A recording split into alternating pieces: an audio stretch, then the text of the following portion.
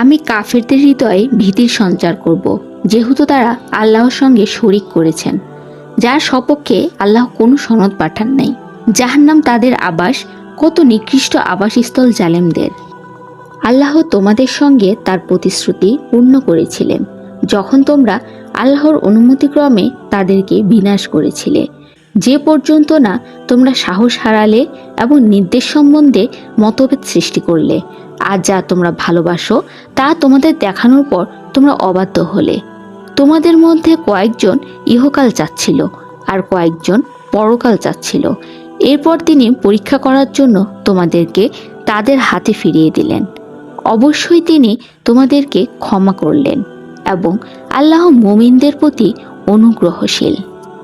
আর তোমরা উপরে উঠে যাচ্ছিলে এবং পিছন দিকে ফিরে তাকাচ্ছিলে না কারো প্রতি, অথচ রাসূল ডাকছিলেন তোমাদিগকে তোমাদের পিছন দিক থেকে। অতঃপর তোমাদের উপর এলো শোকের উপরে শোক, যাতে তোমরা হাত থেকে বেরিয়ে যাওয়া বস্তুর জন্য দুঃখ না করো এবং যার সম্মুখীন হচ্ছ সেজন্য বিমর্ষ না হও। আর আল্লাহ তোমাদের কাজের ব্যাপারে অবহিত রয়েছেন।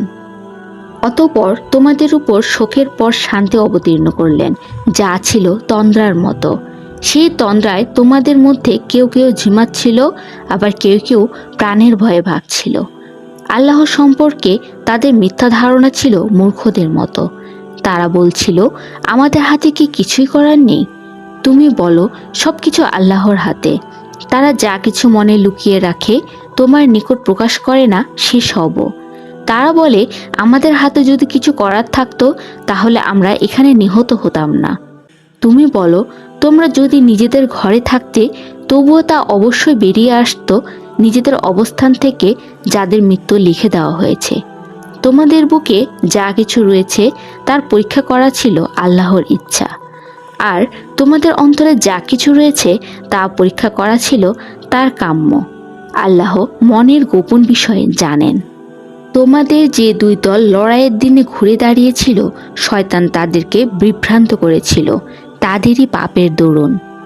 হে ঈমানদারগণ, তোমরা তাদের মতো হইও না যারা কাফের হয়েছে এবং নিজেদের ভাই বন্ধুরা যখন কোনো অভিযানে বের হয় কিংবা জিহাদে যায় তখন তাদের সম্পর্কে বলে, তারা যদি আমাদের সাথে থাকতো তাহলে মরতো না, আহতও হতো না, যাতে তারা এই ধারণা সৃষ্টির মাধ্যমে সংশ্লিষ্টদের মনে অনুতাপ সৃষ্টি করতে পারে। অথচ আল্লাহই জীবন দান করেন এবং মৃত্যু দেন। তোমাদের সমস্ত কাজই তোমরা যা কিছুই করো না কেন আল্লাহ সব কিছুই দেখেন। আর তোমরা যদি আল্লাহর পথে নিহত হও কিংবা মৃত্যুবরণ করো, তোমরা যা কিছু সংগ্রহ করে থাকো আল্লাহ তাআলার ক্ষমা ও করুণা সে সব কিছুর চেয়ে উত্তম। আর তোমরা মৃত্যুবরণই করো অথবা নিহতই হও, অবশ্যই আল্লাহ তাআলার সামনেই সমবেত হবে। আল্লাহর রহমতেই আপনি তাদের জন্য কোমল হৃদয়ের হয়েছেন।